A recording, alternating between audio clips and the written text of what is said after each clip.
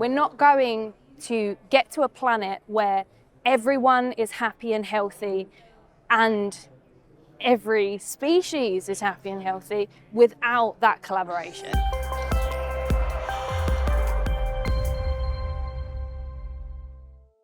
Quand on regarde l'UNESCO et même la Commission canadienne pour l'UNESCO, c'est vraiment un réseau de réseaux.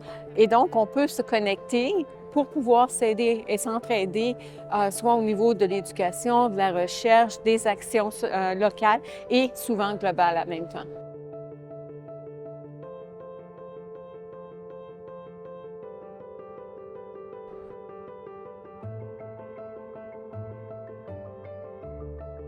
Ce sont des milieux où on tente, bien sûr, de protéger, mettre en valeur la biodiversité, mais de façon plus générale, de promouvoir un développement en harmonie avec la biodiversité et les écosystèmes. On essaie de faire en sorte que tous les intervenants du milieu, en fait, soient, mieux sensibilisés aux enjeux de l'impact de leurs activités sur la biodiversité et les écosystèmes, mais on veut surtout qu'ils changent certaines façons de faire, certaines pratiques.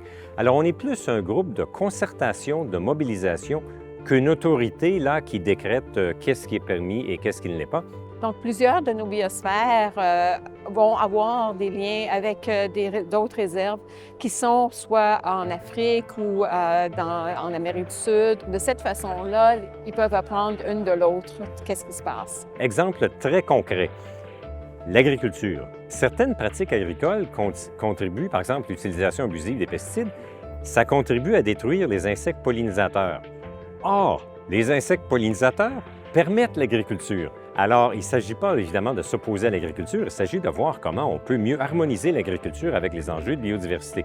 Alors ça, c'est un enjeu qui est très local chez nous, mais c'est un enjeu qu'on retrouve dans bien d'autres endroits à l'échelle planétaire. Everything one does in the multilateral system is stronger if you do it with other people. That's the whole point of a multilateral organisation. It's difficult for so many companies, governments, stakeholders to agree on what we want our planet to look like in the future and how we're going to get there.